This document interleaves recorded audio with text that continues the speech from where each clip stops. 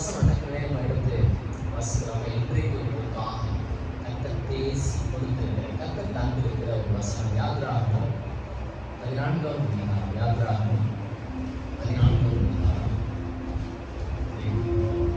யாத்ராகமம் 14ஆம் அதிகாரத்துல எடுத்து வச்சு என்ன பாருங்க, இஸ்ரவேல் ஜனங்கள் எகிப்து தேசத்திலிருந்து புறப்பட்டு வெளியே வராங்க.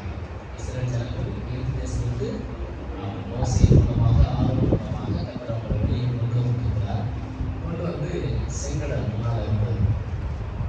செங்கடல் முன்னால் இருக்குது, பாவம் சேனை முன்னால் இருக்குது. பயந்து நடுங்கிட்டு அந்த டைம்ல, பயந்து ஜனங்கள் நடுங்கிட்டு அந்த டைம்ல நீங்கள் கூட பற்பல காரியங்களை பார்த்து பயந்து நடுங்கி கொண்டிருக்கலாம். உங்களுக்கு முன்பாக சேனைகளின் கர்த்தர் இருக்கிறார். உங்களுக்கு முன்பாக சேனைகளின் கர்த்தராகிய மகாராஜா இருக்கிறார். அப்பதான் அவர் சொல்றாரு, அந்த மோசையை கொண்டு சொல்றாரு பாருங்க 14ஆவது அதிகாரத்துல 13ஆவது 14ஆவது வசனங்களை பாருங்க. அப்பொழுது மோசே ஜனங்களை நோக்கி, பயப்படாதீர்கள், நீங்கள் நின்று கொண்டு இன்றைக்கு கர்த்தர் உங்களுக்கு செய்யும் ரட்சிப்பை பாருங்கள், பாருங்கள். இன்றைக்கு நீங்கள் காண்கிற எகிப்தியரை என்றைக்கும் காண மாட்டீர்கள், கண்ணுல கூட காண மாட்டீங்க. இல்லையா? இன்றைக்கு தான் உங்களை எதிர்த்து வர்ற அந்த எகிப்தியை, உங்களை துரத்தி வர்ற எகிப்தியை பார்ப்பீங்க. அதுக்கப்புறம் இனிமேல் நீங்க பார்க்க போறதே இல்லை. கனவு கூட வரமாட்டான் உங்களுக்கு. சில ஜனங்களுக்கு கனவுல கூட அந்த எகிப்தியை வரக்கூடாதுன்னு தான் கடல்ல ஆழ்த்தி போட்டார். இல்லையா? பாருங்க, கர்த்தர் உங்களுக்காக யுத்தம் பண்ணுவார், நீங்கள் சும்மா இருப்பீர்கள். ஆமென். சில நேரங்கள்ல கர்த்தர் நமக்காக யுத்தம் பண்ணுவார், நம்மளை சும்மா இருக்க சொல்லுவார். அப்படி சும்மா இருக்க சொல்ற நேரத்தில் நம்ம சும்மா இருக்கணும். பட்டயத்தை ஈட்டி கேடகத்தை எடுத்து நிற்க கூடாது. யுத்தம் பண்ணுற போது யுத்தம் பண்ணணும். நீ சும்மா நான் பார்த்துக்கிறேன் அப்படின்னு சொன்னார்னா அப்படியே அமைதியா இருந்து சோதனை பண்ணிட்டு இருந்தா போதும், கர்த்தர் யுத்தம் பண்ணுவார். கிதியோனுடைய லைஃப்ல வானைக்குள்ள தீவெட்டியை வச்சுக்கங்க, உடச்சிட்டு ஆர்ப்பரிக்கின்றாரு. கிதியோனுடைய பட்டயம் கர்த்தருடைய பட்டயம் ஆர்ப்பரிக்கின்றாரு. ஆர்ப்பரிச்சாங்க, அங்க கர்த்தர் யுத்தம் செய்தார். இவங்க சும்மா தான் இருந்தாங்க, 300 பேர் தான், வெறும் 300 பேர் தான் சும்மா இருந்தாங்க. கர்த்தர் யுத்தம் பண்ணி அதுக்கப்புறம் யோசபாத்துடைய நாட்கள்ல ஒரு பெரிய சேனை விரோதம் போகும்போது முன்னால லேவியர்களை பட்டி துதித்து பாடவையினாரு. துதித்து பாடும்போது அங்க 3 பெரிய சேனை உன்னோட வந்து யுத்தம் கலந்து இல்லாம போச்சு. அவர் தான் கர்த்தர். அவர் தான் உங்களுக்கு சொல்லுகிறார், நீங்க என்ன விடுவீங்க? சும்மா. யுத்தம் யாருடையது? கர்த்தருடையது. நீங்க என்ன செய்ய? சும்மா இருங்க. சும்மா இருங்க. சும்மா இருக்கிறது கஷ்டமா? சில பேருக்கு சும்மா இருக்கிறது கஷ்டம். சும்மாவே இருக்க முடியாது. வாழுங்க, சும்மாவே இருக்காது. என்னத்தையா ஒண்ணு உடஞ்சுட்டு கடைசியில டேமேஜ் ஆகிருக்காங்க. அப்படி இருக்க சும்மா இருக்குன்னா சும்மா இருக்கும். எழுந்து சுத்தி வேணா சுத்தி வரணும்.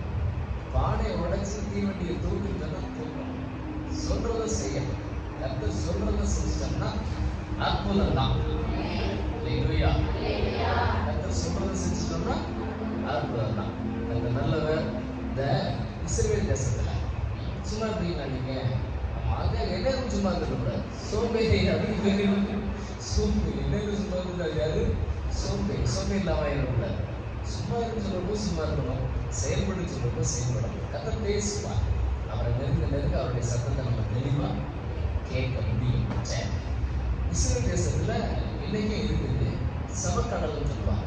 பைபிள்ல நிறைய இடங்கள்ல புதிய ஏற்பாட்டுல கலிலேயா கடல் அப்படின்னு, கெனசரேத்து கடல் அப்படின்னு. அந்த சமக்கடல் பார்த்தீங்கன்னா ஒரு 50 கிலோமீட்டர் நீளம் தான். 50 கிலோமீட்டர் நீளம், 15 கிலோமீட்டர் அகலம் கொண்ட ஒரு நீர் பரப்பு. பெரிய ஏரின்னு வச்சுக்கோங்களேன். அதை கடல்றாங்க. ஏன்னா உப்பு, கடல் தண்ணியில் என்ன இருக்கும்? உப்பு தண்ணி, உப்பு இருக்கும். ஏரியில உப்பு இருக்காது. கடல் தண்ணியில் உப்பு இருக்கிறதுனால அந்த கடல், அந்த கடல் தண்ணியில் உப்பு இருக்கிறதுனால அதை என்ன செய்யறாங்க? கடல் சொல்லிட்டாங்க. அந்த கடற்கரை ஓரத்துல, கலிலேயா கடற்கரை ஓரத்துல, சமக்கடல் ஓரத்துல அந்த கடல்ல தான் நடந்தார். நடந்தார். அந்த கடல் ஓரத்துல ஒரு மனுஷன் நடந்து போயிட்டு இருந்தாங்க. காத்து வாங்கி ரொம்ப ஆழமான பகுதியில் வழி விழுந்தாங்க. நீங்க யாரும் வழி விழுந்தீங்கன்னா வழி விழுந்தாங்க. வழி கொடுத்தவொடனே உயிருக்கு என்ன வந்துச்சு? உயிருக்கு பயம் வந்துச்சு. நீச்சல் தெரியாத அவனுக்கு. நீச்சல் தெரியாத விவசாயம் தண்ணிக்குள்ள விழுந்துட்டா சொல்ல மாட்டீங்க, பயப்படுவோம். அவ்வளோதானே, வேற ஒன்றும் செய்ய மாட்டானா? ஐயோ பயமா இருக்கு இருப்பானோ, காப்பாற்றுங்க, வேற ஒன்றும் செய்ய மாட்டான். கையை கால உதவிட்டு கிடக்கான். எப்படியாவது தப்பிச்சுன்னு சொல்லிட்டு அந்த கடலுக்குள்ள அந்த கையை கால் அடிச்சுட்டு கிடக்கான்.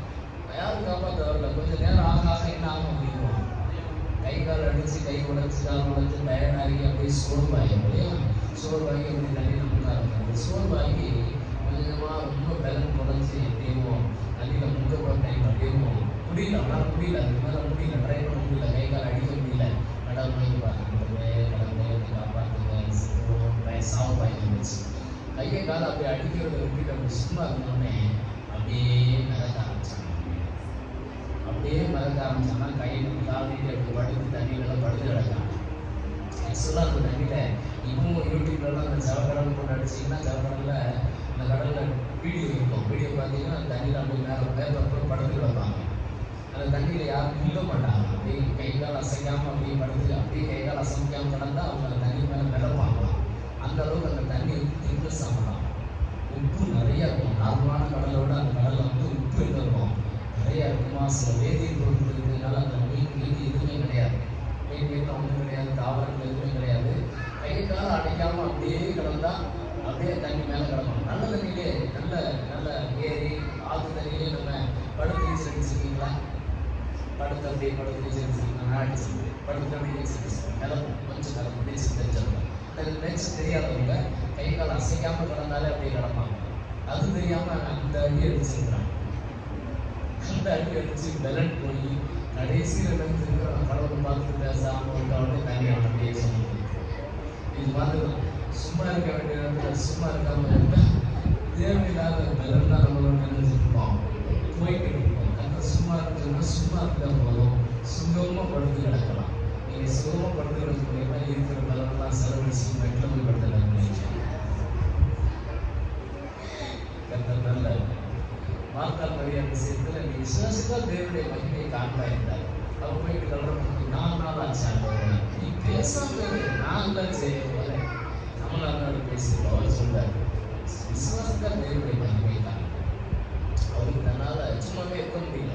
அதனால நீங்கள் வந்திருந்தீங்கன்னா காப்பாற்றிருக்கீங்கன்றா, உயிர்த்தல் நடக்கும் நேரத்தில் உயிர்த்தல்பாங்கிறா, அப்படிங்கிறா கல்லறையுடைய கல்ல புரட்டுங்கிற நானும் நான் ஏன் சொல்றீங்க சரிங்க, நான் நல்லா இருக்கேன்.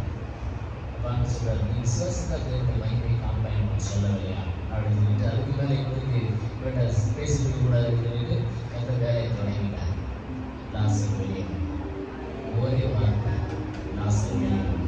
ஆனால் பாருங்க, அந்த மையை எதுவுமே பேசலாம், சும்மா இருந்தார். இது மாத்தாதான் மையா மாத்தா கையை காலம் அடிச்சு கடைசியில் நினைச்சா